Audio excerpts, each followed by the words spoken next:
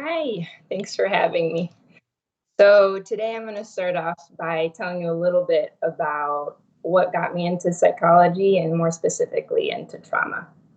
So when I was younger, about 5 years old, I went to a sleepaway camp and something traumatic happened to me there. And when I came home, I wasn't exhibiting any symptoms and my parents didn't notice anything different. So we just kind of went about and continued life. And a few years later, when I was a freshman in high school, I started exhibiting some depression symptoms. So I was just isolating a little bit. I had a lot of negative thoughts. But the weirdest part was that sometimes I would sit in my bedroom and hours would pass by and I wouldn't really notice the time going. And there was just kind of a confusion with a sense of time and space. So that went on for a few months, but then my symptoms started dissipating. And I made new friends, I started going out again, so everything seemed like it was fine. Fast forward a couple years, my senior year of high school, I was introduced to marijuana. And the first time I smoked, I had a huge flashback to that event that happened when I was 5. Now, the important thing here is that I had no recollection of this event. So it was really like I was reliving it for the first time. So I told my mom about it, and she immediately got me a therapist, and I went to go see her, and she was wonderful. But as happens sometimes with PTSD or any mental health issues, when you go see a therapist, sometimes things get worse before they get better. So my symptoms started getting worse. I had more flashbacks. I had a lot of intrusive thoughts, a lot of guilt that I didn't know where it was coming from. And again, this sense of time and space started being very strange. Like I would be walking somewhere and all of a sudden I would end up somewhere and I didn't really know how I got there, or hours would go by and I wouldn't really notice, or there was a conversation I would have with someone and I wouldn't really remember it. There was just a lot of um, just not being present in my time and space. So as you can imagine, that was kind of scary and really uncomfortable. But I kept going with therapy. I tried a little bit of EMDR, and I ended up processing my trauma and getting to a really stable place. And since then, I haven't had any PTSD symptoms. So why am I telling you this story? Trauma is incredibly complicated and it looks really different for different people. And PTSD is a complicated diagnosis, but it's actually the most treatable one in the DSM. So what is PTSD? Is post-traumatic stress disorder. So it's when we've had a trauma. It can be a one-time trauma or chronic trauma. And what happens over time is that we feel like we're still in that trauma. So some of the symptoms are flashbacks, where we literally feel like we're back in that space where the trauma happened, intrusive thoughts and memories, a lot of guilt and shame. There's nightmares where you can be playing out parts of the trauma. There's 17 symptoms, so I'm not going to go into each of them, but that's just a rough idea of what it is. So how does PTSD occur? We have this thing called fight or flight, which is meant to protect us when we're being attacked. So what fight or flight is our heart rate goes up, our oxygen levels go up, and basically our muscles are tensing up and they're getting us ready to either fight our attacker or flee.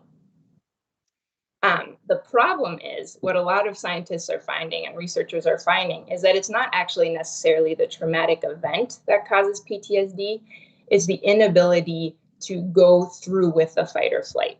So what I mean by that is, if you're in a home and you have an alcoholic parent, and so you don't know what they're going to do or how they're going to act, you can't protect yourself because you can't run away or you can't go start another life, right?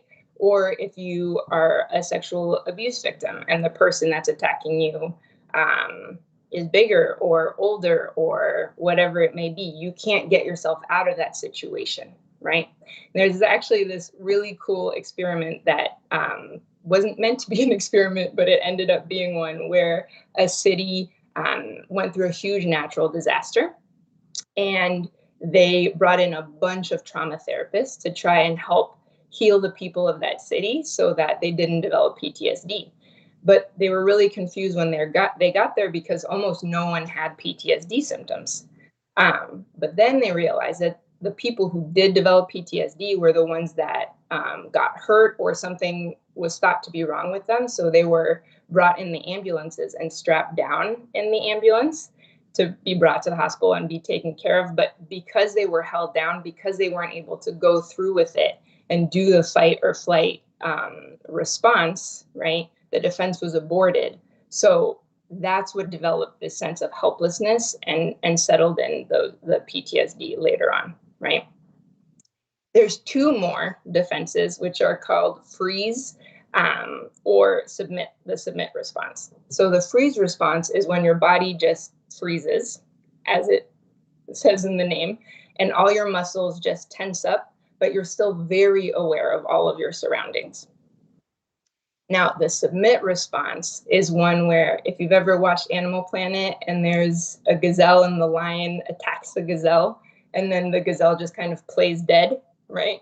What's happening there is that there's a chemical, an opioid release in the body, and it kind of acts as an anesthetic to numb out the body so that the animal doesn't feel pain. Now, as humans, we do the same thing. So in the submit response, we have this opioid that's released in our body, and it numbs us out. And so then we're not as aware of our surroundings. We don't feel sensations or emotions as much, right? Which is helpful in the moment, but what happens is it leads to dissociation, right? Because then whenever we are afraid in the future, or when we have those PTSD symptoms, again, things get blurry and we kind of numb out, right? So the issue with these defenses that are meant to protect us when they don't work out is that all of a sudden it leads to a huge mistrust in our own bodies because we feel like our bodies didn't keep us safe. Of course, this is not a conscious decision, right? But all of a sudden, our bodies can become our enemies, and we can sometimes even end up hating our own bodies because they didn't do what they needed to do for us, right? So what does this lead to? Self-harm, cutting, scratching, substance use, eating disorders, right, which are all very common after trauma. So what is the point of reintegrating in our bodies, right? It's something called, it's newer, where talk therapy is wonderful. I very much believe in it. I've seen it do amazing things, but I don't think it's enough. I think that yoga and somatic therapy has to be intermixed with talk therapy in order to be truly effective and help people re-inhibit their bodies, right? So how can we do that, right? How can we recreate this positive relationship with our body and re-engage in sensations? Because I have a lot of clients who aren't even aware of what they're feeling, right? So even just in talk therapy, I'll often ask, like, okay, let's pause. Where do you feel that? Where are you feeling your sadness? Where are you feeling your anger? But for some people, that's even too advanced because they're so disconnected from their body, right? So we engage in a bottom-up approach, which integrates the body. So that looks like mindfulness. And another thing that's been found to be incredibly helpful is yoga. So even yoga can be a little intense sometimes. So there's something called trauma-informed yoga, where it's just very simple, but it's incredibly effective for people to reconnect and have a positive relationship with their body. So a couple things, if people want to try this at home, that you can do is either lie down or sit on a chair and just quite literally feel your points of contact with the floor or with the chair and just see what it feels like. And then shift around a little bit and see what that feels like, right? So it's really just sensations and connecting them and noticing them, right? Another thing that you can do is put your hands on your thighs and slowly lift one leg at a time. And as you're doing this, you can kind of notice, am I having any emotions in the body? Is anything coming up for me? So again, it's just really recreating that connection. The other wonderful thing about yoga is it helps people rediscover that they're in control of their bodies and that they can actually trust them, right? So throughout the yoga practice or throughout the session, I always say, you are 100% in charge of this session, right? So if at any point you don't want to do something or you want to stop, then we stop. You're driving this, right? So then it gives them a sense of agency, like, oh, I can make decisions with my body. I can be in control, because lack of control is so scary for people who have been through trauma. So that's a very rough, just scratching the surface of what it is. But there's so much that's involved with trauma and the body, and it's just really exciting. And we're just learning new things every day. So I hope that that was a good little insight into the basics of it.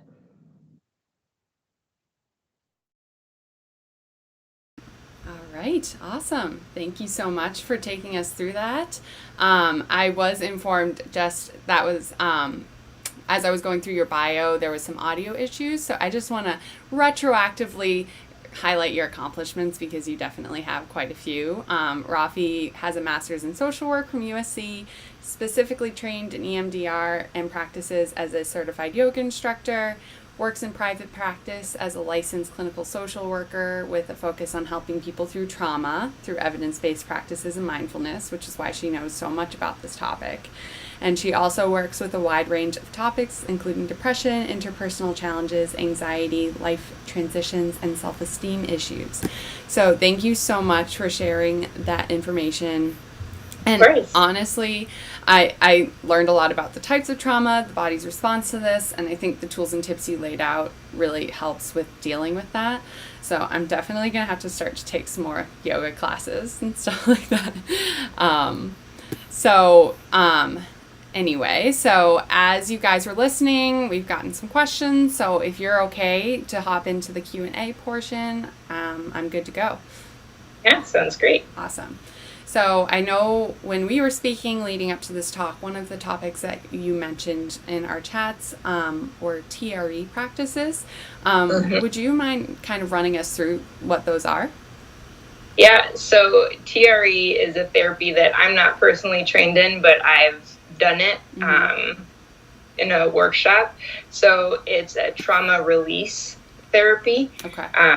So what they found, again, in the wild is that when a gazelle is, when a lion gets a gazelle, but then the lion is too tired or for whatever reason, the lion walks away, the gazelle will shake her entire body. And what they realize is it's releasing all the stress hormones from their body. It's actually something similar that dogs do as well. They'll shake on the floor or just roll around, and they're releasing this stress hormone. So, of course, some people were like, well, if it works for animals, then why wouldn't it work for us? Yeah. So they developed this therapy where it's wild, but you're on your back. I'm not trained in it, so I'm not going to give any details, but you're on your back, and all of a sudden, because of a certain position, your legs start shaking kind of uncontrollably. And so does your torso. And what you're doing is releasing those stress hormones. And so some people believe that in order to have kind of that homeostasis, you can engage in this therapy where you're every so often just releasing them out of your body. Interesting. Very cool. There's so many studies out there. It's so interesting to learn about these things. All right. So another one we got was, I think that, with all the negative things that have happened in the past year, it's obviously easy to start thinking negative thoughts and start spiraling down a negative thought spiral. So in one of your IGTV videos, you went through a 5-step process to de-escalate and stop, that negative thought spiraling. So could you take us through some of those steps to kind of get out of that pattern? Yeah, absolutely. So this is more cognitive behavioral therapy.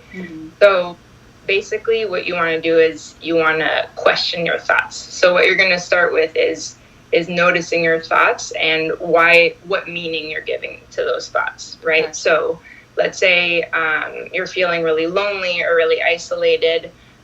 You can start having thoughts like nobody loves me, or I'm unlovable, or I'm unworthy, right? There's these meanings that we give to feelings that are based on our feelings. So the next thing after you kind of notice, okay, what meaning am I giving to this pain that I'm experiencing is, well, am I absolutely sure that this is true, right? Yeah. Not feel like this is true, right? Because then my clients will be like, well, I feel like it's true. Sure, of course you feel it, right? But are you absolutely sure that it is true? So the answer is always no, right? Yeah. So then the next step is, okay, why don't you find evidence to the contrary of it? Because there's always evidence to the contrary. So my friend Chad called me last week, right? Or I spent time with my mom yesterday, or whatever it may be, right? Like any proof that what you that negative thought is not true, right? And then the last step is action-based, so that we don't just sit in it, right? So what can I do about it?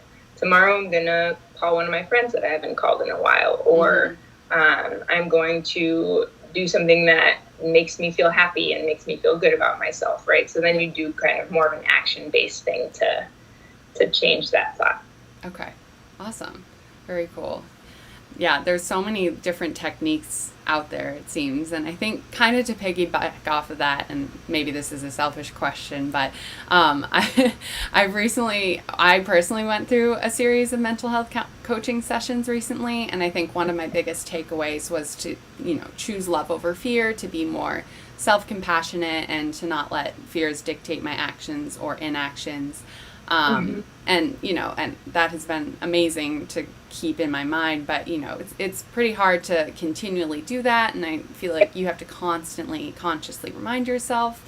So do you have any exercises that you recommend for people who struggle to be kind to themselves and or who give into fear to keep that in their mind and keep going forward with that?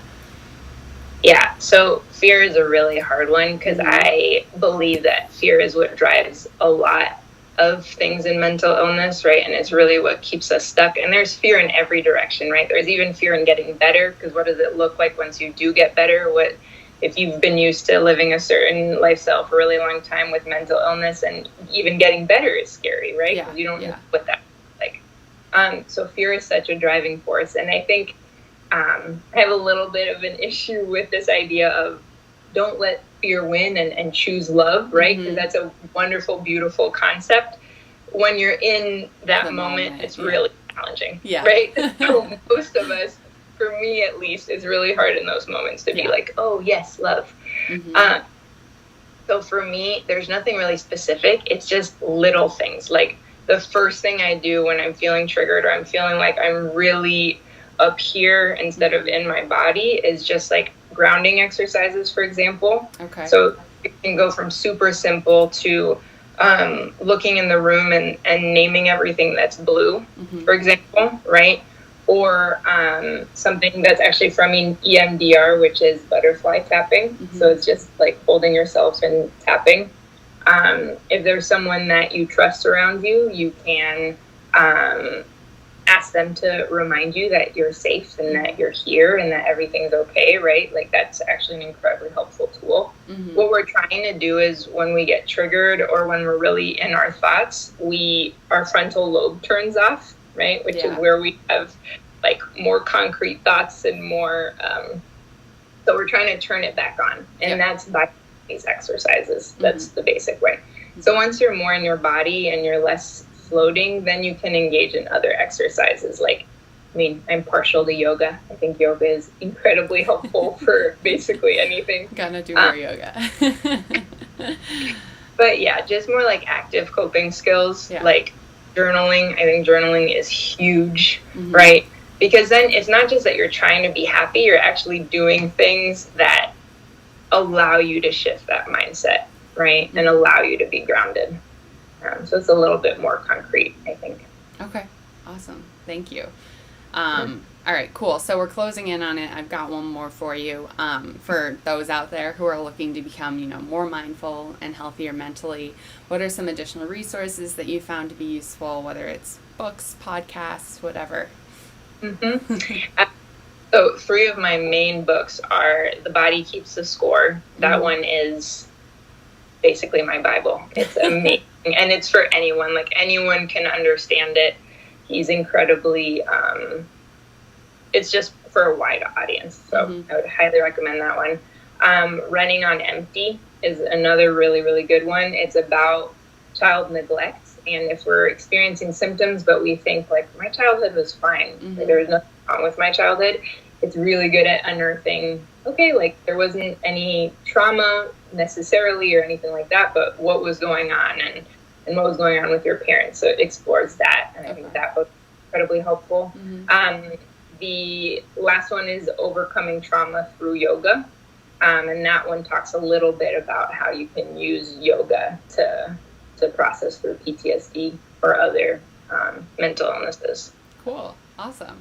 All right. Everyone add those to your reading list for the year. All right. Awesome. Well, that is honestly all we have for questions. So I just want to thank you again so much for joining us today and sharing your story, and all your experience and tips and tricks were just so beneficial. And I know I'm going to take those and try to become a happier, healthier version of myself. So honestly, just keep doing what you're doing, because mental health, I think, is so underrated, but it's so important. Thank you. All right. Now, before everyone heads off, I just want to do a couple quick shout outs. If you would like to share your story, just like Rafi did, please let us know.